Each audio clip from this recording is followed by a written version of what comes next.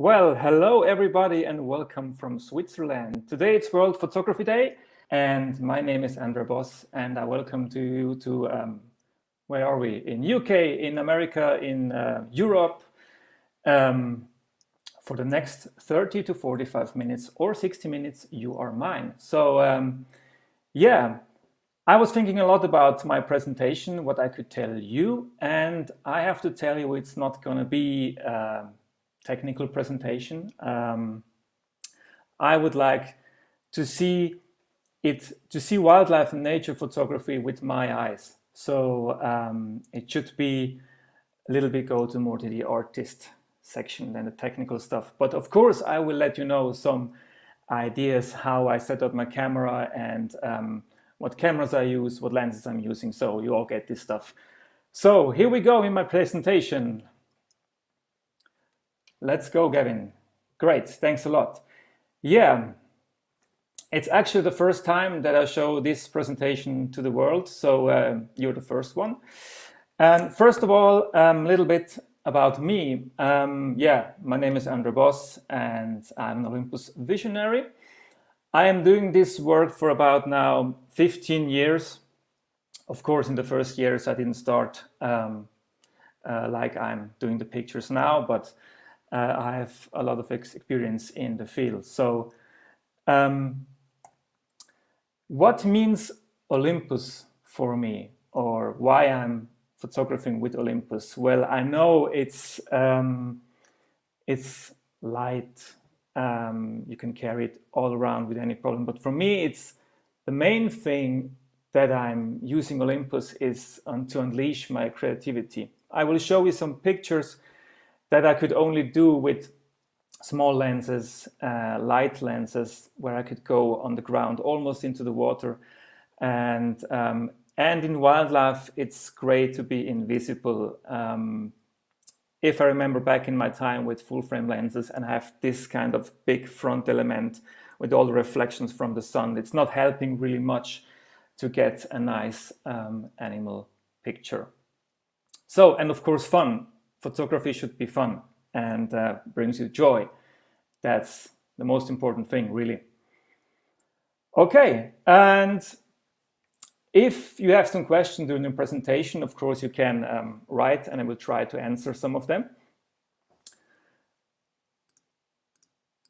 So, my journey in wildlife photography.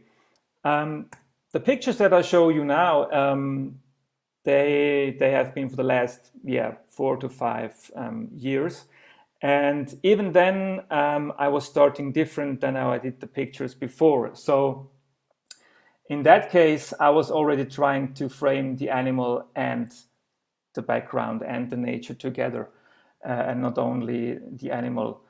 But in that time I was driven more about quality, about sharpness, about that you can see every detail of the animal.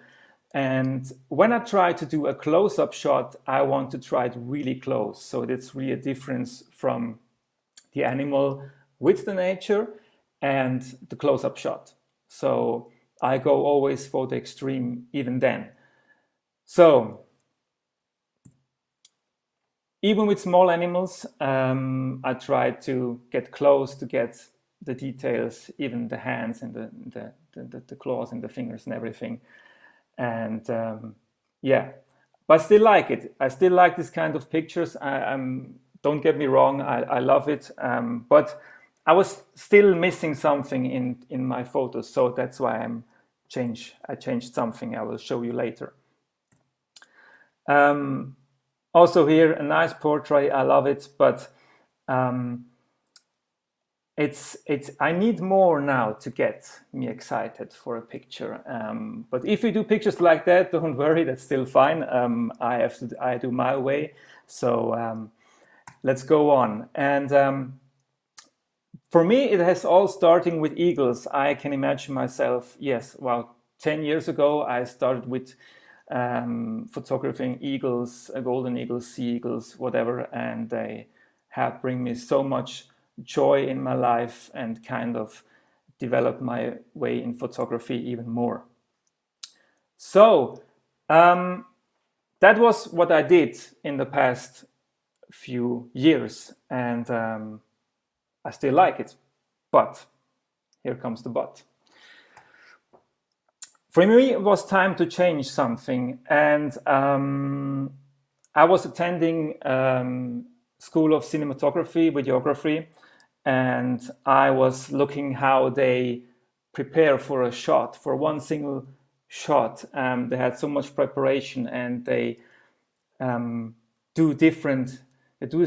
things different, like I did when I prepare for my wildlife trips.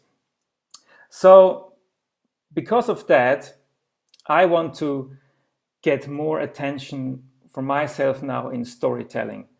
I want to try to do a picture that tells a story. I know it's not that easy to tell a story in one single frame, in one shot, but we can try. Sometimes it's the light, sometimes it's the situation with two animals that are fighting, or just something that you can look more than just 1 second.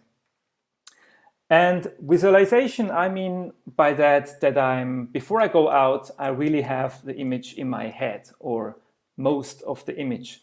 Of course, in nature, you can not always have what you maybe had in your mind, what you wanted, but you still can kind of visualize what you want in terms of light, in situation, or where you want to go, and if you want to go low, if you want to have backlight or not. All these things should happen before you actually go out or take your camera in your hand. And I want to try to have more than just a photo that you can look 1 second. I know it's common today in social media, especially Instagram. You see a picture and then you swipe through in 1 second and it's the next one. My images, I try to do that you have to look more than 1 second to understand what is going on, maybe, or to get something of my story. So it's all about the nature together, the light, the shades, the form of nature, and that should be a bigger part in my new wildlife and nature photography. And of course, most importantly, what brings me joy, first of all, because as you know, because if you take the camera in your hand, doesn't matter if it's a video camera, a photo camera, the image that you do is something very personal from you. So first of all, it should bring you joy. You should like it in the first place, and then you can show it to the world and be confident with it. So because of that, we actually do in photography, or what I want to try in photography, is directing one single frame. And that's not very easy, especially in nature with animals, but we can try. And trust me, if you try it, if you prepare yourself better and better, you get maybe less pictures, but you get better pictures with more message, with more story. So that was a short, very short part of my story from animal photography to art of nature. And I call it art of nature because we have so many beauty in nature, and sometimes we forgot that a little bit because we are so busy with setting up our cameras, or are nervous to take the shot and we miss something. And this all is not happening if you prepare very good your cameras, your mind, and be ready for each shot. So in the next slides, I will like to show you some pictures, what I did in terms of art of nature, and I will let you know how I did it, and how many times I had to try to get these kind of photos. Well, that's the first one, and of course that's in Switzerland, where I'm living. And usually, or most of the time, I had the sunset and no animal, or I had the animal in the wrong position, or no sunset, just cloudy. So I had to go so many times to this place to achieve this picture, but I had it in my head for many months what I want to do. So I was always at the same place, on the same mountain, at the same spot, and I was just waiting. And I believe without if I would go very close in that kind of picture, I would go like with an 800 millimeter or even more, I wouldn't achieve this picture because you have less beauty of the background in the image. So in that case, it's really about the mountains in the background, the lines, the silhouette and everything that makes this picture beautiful than just a close-up, I believe. And in the next one, it's completely the opposite. This is more like happiness, joy. You feel good when you look at this picture. Maybe you think about holiday, maybe not at the beach, but in Switzerland, that would be the beach picture. So this is kind of the opposite way in the same mountains. I was waiting actually for a male ibex, but he didn't arrive, so I just had this lady. And as I know, as I study this animal, she was going home to get shelter in the stones in the mountains because there was a storm coming. And automatically, if you again would go close just on the animal, you wouldn't see this beautiful background with the clouds and everything. So this,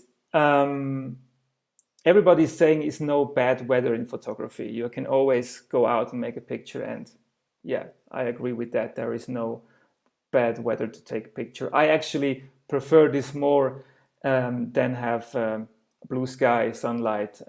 If it's summertime, I usually go out not before 6 o'clock in the evening or 7 o'clock, because before I'm not really happy with the light during the summertime. The next picture is what I mentioned before. It wouldn't be possible without an Olympus camera and lens, because I had to dive so deeply, almost into the water, and lean in the grass and holding the camera almost a few centimeters above the water to get this kind of feeling that you're actually in the world. You dive in the world onto this frog. And of course, this is a backlight shot, because without backlight, you wouldn't have this nice bokeh effect in the water and in the background. But to achieve a picture like that, you never can go directly into the sun. You always need to have something behind, for example, the frog. Maybe it's a tree or a bush that is breaking the sunlight, and that helps you to get this bokeh. So only with direct sunlight, this picture is not possible. You need something that breaks the sunlight, and that gives these nice reflections on the water and in front of the back and the frog. And if you look very closely, you can see a little fly also on the head of the frog, and that's very cool. I just discovered it later, and when I was looking at the picture, so I didn't realize when I do it, because I was so nervous to finally get the spot. But for a picture like this, you need to find a pond, a water place where you can really go low. And actually, I made this picture without the viewfinder, which I was looking through the display and try to get just as low as I could get in that moment. This is something else as the pictures before. I said before I was just more about light, about you dive into a world of a small animal or a dramatic light sunset, and this is more the action shot. And this already has a story, of course. If you look at this picture, you already know what's going to happen. But usually, these animals are not doing this in the winter time. So I was a little bit surprised to see that in the winter. This was really frightening for me a little bit, because the whole ground was shaking, and they are pushing themselves like 5 to 10 meters from left to right. So it was really an amazing feeling to witness a moment like this. And if you look closely, the stag on the left side, he's a guy, I believe, that is losing a lot, because his eye is not looking very, very great. Yeah, but I can tell you also on this day, he lost. Sad for him, but true. So when I went out to photographing stags, I had a clear idea what I want to have as a result, because for me he's the king of the forest. So I know I have to make an image of that animal in the forest. That was my main goal. So and then it was all about the light, and I knew these animals are more active late in the morning or late in the evening. So I still had to wait a long time to get everything perfect. I didn't put the stag there, but I mean for the sunlight without any clouds and something. And in terms of settings, of camera settings, to achieve images like this, I am using most of the time all of my lenses wide open. If I have the 300mm 4.0, I'm using at 4.0. If I have the 40-150mm 2.8, I will use it at 2.8. Maybe for 95%, I never stop down. If I go for small animals, of course, then it's a different story. But usually for the ibex pictures before or the stag, I use the lens wide open and I'm completely fine with anything. I have a sharpness where I want, it's enough. So why should I stop down to lose image quality in terms of dynamic range? Because here I need all the dynamic range that's possible in these backlight conditions. But this image is, maybe I should sell it to Walt Disney. It looks like a Walt Disney cover of a movie for me. Here the complete opposite, and actually in all the other pictures I was free to go where I want, so I could go more to the left or go more to the right to get the better view or the better light. But in that case, of course, with bears in the forest, you shouldn't walk around freely because it's a bear. So I was sitting inside a hide, and the weather situation was really bad. You can see it on the left side of the image. You can see the rain. It was rain and thunderstorm, and it was really bad. So in that case, usually I see people to go up with the ISO and try to show the bear with all the details and the hair and the eye. And in conditions like that, I would never try that, because it's not possible. If you don't have light, if you are in the forest, for me, it's the better idea to show the silhouette of the animal, to show more the situation, the atmosphere at this moment in the forest. Of course, it would be nice if I could see the bear without the tree behind, but I wouldn't try to go out to change that. So, but that's what I mean with storytelling, with all these images that you saw before. It has, for me personally, it has more story than my images before. So you can see now, if you look long enough, you can see the rain, you can see the bad weather, you can maybe think, okay, what is the bear doing in these bad conditions? And I can tell you, I had bears when it was the biggest thunderstorm. I was that the hide was shaking, the rain was coming inside of the hide, we all wet, and the bear was out there looking around and having a good time. So they don't really care about thunderstorms. Not really, not at all. But nice animals, beautiful. Okay, that was something from, I say, our world, when we can walk up straight and look around and see in our hide. Let's dive into another world. I discovered this, last spring, some small animals which bring me big joy, and to make pictures of them. And they are the dragonflies and damselflies, because they are such nice objects to take pictures of. Because if you find a nice spot with the sun and water and everything in nature, then you can create some nice shades and forms that only nature can do. There is actually a good question now, which I can answer in that image, because Maggie Bullock was asking what aperture if you have when two animals were both in focus, or if I want to have two animals in focus. Well, in that case, in that case, I was using an f-stop of about 7.8 on a 300 millimeter pro lens. Because small animals, you need to stop down. I don't have a macro, so these images that you see now are all done with a 300 millimeter with the ES Pro. Because if you go close, these animals would disappear straight away. So a macro was not really an option to do that. But again, I'm repeating myself now. I want to show the animal and the nature together where they live. So you have to be lucky for that, or you have to really go a lot of times there to be ready to have the shot.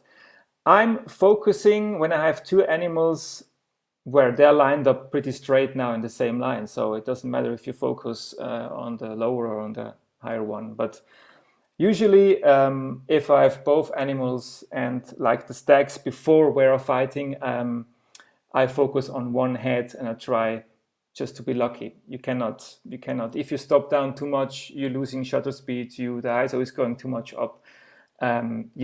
You need to try to get in the middle of the frame if two animals are fighting, for example, or here just one, they're lined up pretty straight. So that's not a problem. Good. Let's go on to the next one. And that's just a spider, actually. But if you use a spider with backlight and this spider net, which usually just look white, can give you so great reflections. It looks like more like a in a disco or something. It's the disco spider. That would be a good name for the image. But I will show you two spider pictures, one now and one later, and that's what I mean. If my idea would be, let's go very close to the animal, let's show the details of everything, I wouldn't get the spider net. I wouldn't see these beautiful colors that nature is creating. This absolutely amazing.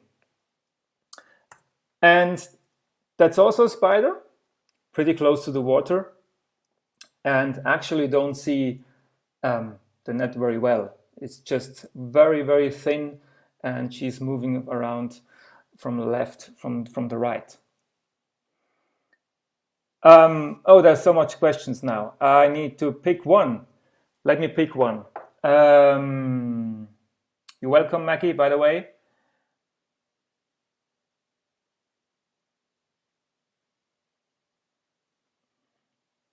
Okay, what is the maximum ISO value that you would typically use? Why did I know this question is coming? Usually, I'm using not higher than ISO 800 or ISO 1600, but this has nothing to do with Micro Four Thirds. I was doing the same with full frame cameras, because it's not always about the noise. It's also about loss of dynamic range, and the best dynamic range you can have is with 200 ISO with Olympus. So because of that, I'm trying to keep the ISO as low as really possible, especially if you work with backlight. ISO 640, ISO 800 can look so much different. But I will explain to you why I'm not using higher ISO, because with Olympus cameras, with this image stabilization that you have, sometimes I just use a 20th of a second for image like this, or even lower. It's possible even with the 300 millimeter 4.0. The stabilization is so good and the AF is so quick. I didn't have any problems to do that. So all these images are with 200 ISO or with 400 ISO maximum. I mean, these images with the dragonflies and the spiders, for example. Yeah. I love the disco spiders. Me too. Thanks a lot. Okay. Let's go on to the next one, and then I can answer the next questions. Yeah, being in nature means also you have to open your eyes, because sometimes images like that I wouldn't see if I was standing there for a few hours, because actually what you see now is the reflection in the water, not the actual animal. But these animals are hanging very close to the water late in the evening, searching for some sleeping places, and also to eat the little bugs late at night. And if you go late at night in the evening to a water place, I would suggest you use something that you don't get bitten all the time, because they're very nasty in the evening, especially in summer. Apart from the disco spiders, Stefan is questioning something. Did you take monochrome shots in the bear and dragonfly pictures, or did you eliminate color while processing the pictures? Yeah, I'm shooting in RAW, so I did the black and white later. But usually when I see something, and I immediately decide if it's going to be black and white or not. So I'm setting up the camera already in terms of exposure to get a good black and white picture at the end. So the idea is there before, but I do it later in retouching. So that's how I do the black and white. Good. So this is a simple idea. You can do the image like this with even a small lens. You don't need a 300 millimeter. You can do this with less focal length. This is not a problem. Good. And the next one is really from another world. These animals are so small. I try to show it with the finger. Like, these animals are like half of my little finger. They are so small. And I was actually lying on the ground, and I couldn't do this picture. I think it's so funny with these big eyes that are bigger than everything, and they look around this grass, and just looks crazy. Maybe not the biggest storytelling in that image, but I believe that nature can be so much beautiful if you see the details and you play with light, you play with colors, and that's what I want to show you in the next picture too. Usually when you want to have the dragonfly sharp, I mean everything sharp from the head to the back, you don't get this bokeh. So if I would stop down to, for example, 6.3, 7.8 or 8, maybe I had the whole dragonfly sharp, but I didn't have this crazy water reflections in the background, this crazy bokeh. And so you made a decision between showing the animal, make it sharp, clear, detailed, or you try to get a little piece of art. And that's what I was trying to do. There is nothing wrong with both ways. Don't get me wrong. That's my way. I try to show animals with nature together. So yeah. The next one was a little bit tricky, actually, because it looks like he's standing in the air, but this type of dragonfly is flying around all day long. And you can make these pictures and you can follow them around over the water and get dizzy because they're flying so fast. But I can tell you, in that picture, I was really looking exactly at this background. So I was checking the background first before I take the shot. So as I was turning my manual focus into unsharp, and I tried to see where the best background color is. And because I was looking at the animal for a lot of hours and I see that he was passing all the time in the same direction, I was just waiting and do a little side to side with the animal, and then get maybe in 5 or 6 frames to get the shot at exact this position. So I didn't change the setting. I was preparing the setting already for this place, for this kind of light. Otherwise, you don't have a chance. And that's actually, yeah, one of my biggest advice I can tell you in wildlife and nature photography is don't play with your camera all the time. If you do that, you're not focused on what is happening in front of your lens. So do one setting, you have an idea, check the camera, do your settings, and then go for it. Don't change it all the time, because you lost, you will lose every time, I can tell you, because I tried all these ways in the past to change and do everything in one day, and then you maybe have a lot of pictures at the end, but not that what you had in mind. So I would go the other way. Thanks, Julie K. Thanks a lot. That's very nice. That's correct. Okay. Yeah, and that's actually this kind of the same idea with the frog picture, if you remember, with the backlight. Again, to achieve an image like that, actually my idea was different. I want to have the dragonfly directly in a spotlight, but it was not possible this way. So I just decide what nature gives me in that day. And again, the sun that you see, you maybe can see it in the upper circle, that the sun is coming through a tree. It was a very, not the biggest forest, but the sun was shining through a small forest, and so the light was breaking again. And you need that for these kind of pictures. If you go directly into the sunlight, you have no chance. And what I'm going to tell you in these pictures also, I use retouching as like I will develop my raw image into what JPEG would give me. I'm not changing the color. I don't change the brightness or the darkness too much. The photo is actually that what I was doing in the camera at the moment there.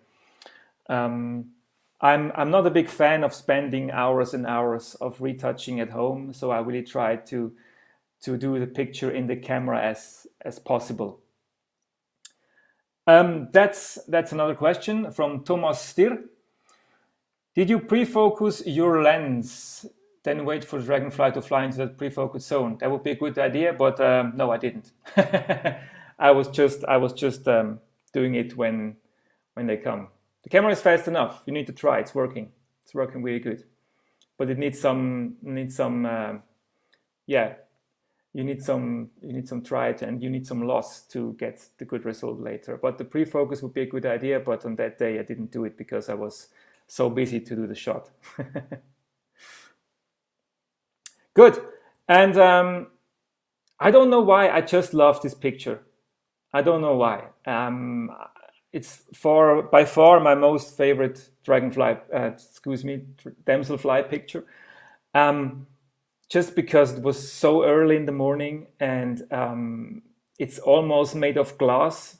It looks like an animal of glass, and with this old leaf or this hum, this looks so good. And the decoration on the top is also light that shines through the forest and gives actually a kind of beautiful frame into the image.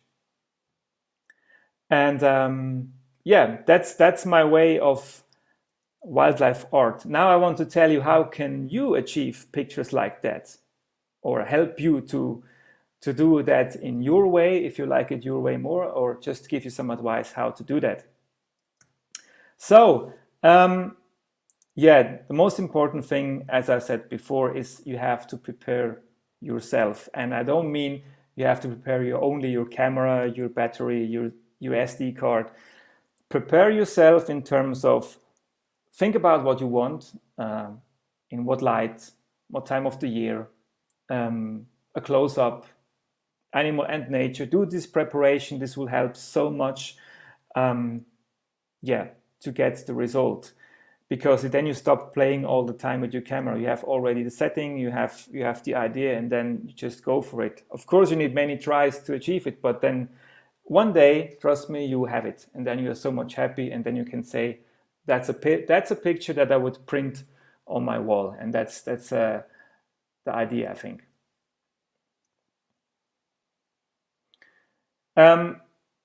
Yeah, and it's about directing one frame again. Think about that. Think about, you want to tell a story in one frame, and what everything should be in this frame, and make this visualization in your head, really. And that's not a joke. I really had this image in my head. Of course, I didn't know about the trees and where the sun is standing, but it's really the image that I want to have. I had the stag in my head with the sunlight and with the forest, and then I was just setting up the camera and was going out. So think about more like a guy that is doing a movie, setting up the scene, the light, the animal, if it's possible, and yourself, if you want to go low or not, and then choose your lens, and then don't change the lens again. Just do your ideas, and believe me, you will have so much better pictures. Mike Pix has a question. What was the reason that you take photos with MFT? Yeah, I was saying it in the beginning. The reason is because I'm more invisible instead of with a big telephoto lens. And of course, it's about the weight.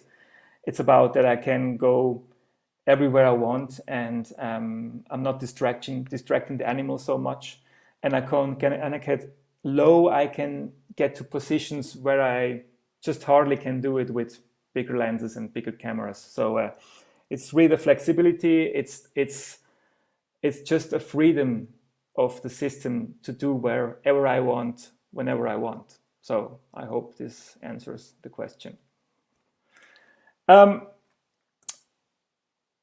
yeah, please think about what is in front of my lens, of your lens.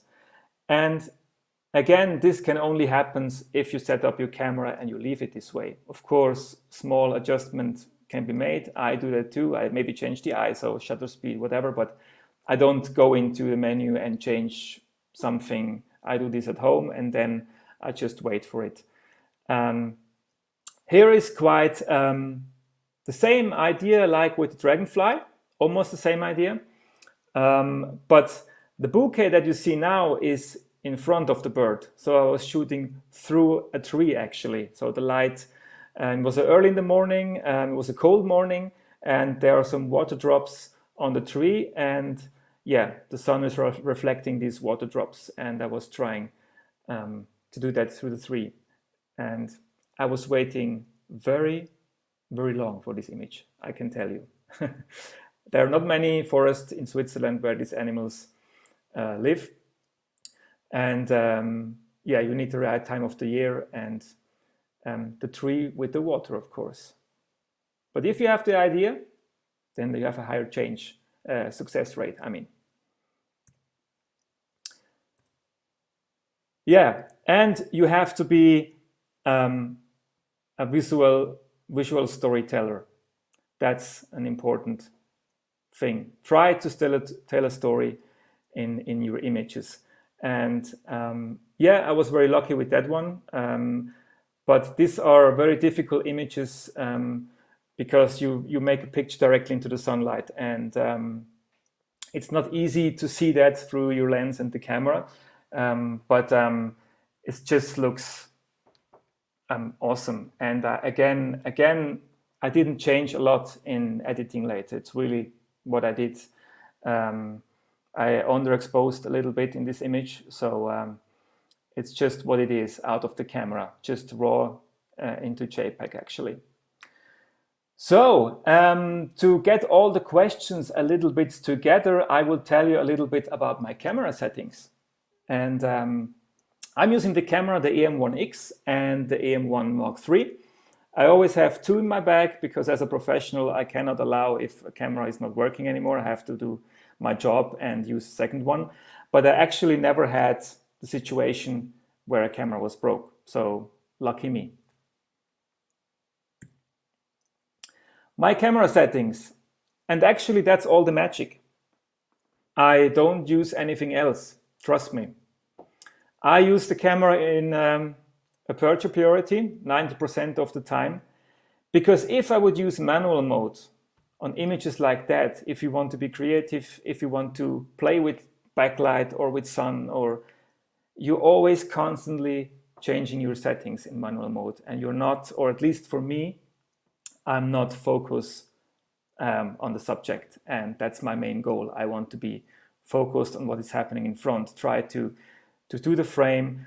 I don't want to cut later in retouching. I just want to do the frame, and I want to use all the megapixels I have from the camera, so I don't cut it later. I said before, I use the lowest aperture possible. And yes, I leave the white balance to auto, and I leave the exposure metering to ESP most of the time. I actually don't use spot, sorry, because if I use spot and something happens on this side or on that, I need to change again. So I don't want to do that. So I want to stick on the animal, on what is happening in front of me. And in terms of AF points, I'm using one AF point most of the time, especially for small animals, or I'm using a small group. That's kind of my magic settings. Sorry, there is not more, because the most magic setting is what you have in your mind, your ideas, your creativity, and again. If you're setting up everything all the time in your camera, for example, you change the focus points, you change the white balance, you are in manual mode, and then the exposure, anything, and you switch from single AF to continuous AF all the time, then you're just not ready to do images like that. I can tell you this because I tried in the past, and you struggle if you change all the time your settings. Trust the camera. Trust yourself, and it works. Trust me on this. So, and to give you something else, with the camera, doesn't matter if it's a photo camera, a video camera, we have the great ability to move people with our work. It doesn't mean you have to laugh or cry, but if somebody looking at your pictures and they start to smile, I would say check. That's great. So it's a personal thing. It always has, and it also should be for you personal. So think about that if you do the next images that you want to try to move, to get emotion from people that watching your pictures. So again, to wrap it up, prepare yourself. Think about the whole scene. Not think about just about the animal. Think about everything, the light, situations. Tell a story. Tell your story in a photo, how you would take the picture. And last but not least, do a picture that you like. Most importantly, what do you like? Of course, you have to know the basis in photography. You have to know your camera. You have to know your settings. Do everything right. But then at the end, it's all up to you. And that's really important. Do something that you like. So that was all from me. And if you have some more questions, now it's time for that. You can ask me anything. And I also try now to get back in the comment section to see if I find some questions that I maybe missed. Sorry if I missed something. There was many things actually.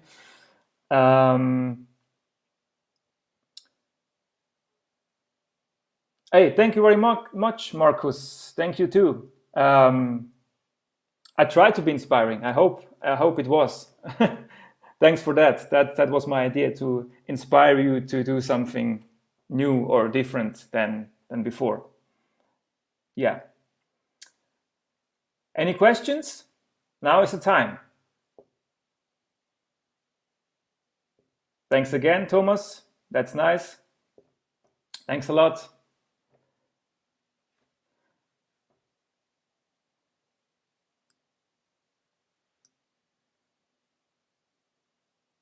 You are aptly named. You are the boss. Thank you. Yeah, it's my name. I do what I can. Thanks a lot. So, what lens do I'm using? From Marty. What lens do I typically take? I take always two, always only two, and that is the 300mm f 4.0 Pro and the 40 to 150mm 2.8 Pro. These are my go-to lenses, which I have always in my backpack. I never go out without these two bodies. I hope this answers the question. And yes, thank you too, Sylvain. Craig Morrison, which lens is your go-to lens? Yeah, I think I was answering that before. The 300mm and the 40-150 Pro lenses. Yeah. Thank you, Jim Orlovsky. That was my idea. Yeah, technical stuff is important, but we should be storyteller too. Do you ever use flash or other lights? No, actually, I don't use any LED lights or flash for animal photography because it destroys a little bit the natural light and shadows. Sometimes it makes the animal, for me, my personal feeling, it makes the animal too flat if I just flash on it. I know there are different ways to do it, but in wildlife, animals are moving, so you cannot place the flash where you want, and that time the animal is gone. So I leave the flash at home actually for that. Yeah. Markus Freisel, I had a nice question about the pig with the fighting deer. Let's bring the question up again. Sorry. It is not centered. The left deer has less space than the right one. Do you want to show the deer on the right more mighty? Yeah, kind of. Good question, actually. The deer on the right was the winner at the end. And in the picture, you could see the leg. The leg was a little bit in movement. It was not perfectly sharp. So he was pushing against the loser. So yeah, that was the reason that the one on the right, yeah, has more space in the frame because it was the winner. Good question. So Sharon Dempsey, how did you get the beautiful color in the spider web? I did nothing actually. Sorry. I just used the backlight of the sun. The sun was very low in the evening. You just have to go low. You have to go the position to do that with the spider, with the web. You have to find the position and that the sun is really reflecting into the web. And this could be 1 centimeter lower or higher is already gone. You really need to find the spot and to get these colors. But I didn't do any retouching to bring the colors more up. This is really from nature. As I said, I only do the raw development like the JPEG would do to me. I hope I pronounce every name right. Sorry, Sharon, if I don't pronounce it right. So I hope it's okay. Well, do you have any tips for finding birds? Malcolm, yeah, I have a tips. Well, the tip is if you have problems to see the bird, the flying bird, I usually use my eyes and then I'm using the lens directly where I was looking. I do not check the camera again and looking back up. So I really like using the camera, looking up and following the bird. But you need to have, you need to try that for many times to be good in that. That's not that easy. Or you use the EM1X with the bird detection software, which makes it a lot more easier actually, if you have an EM1X.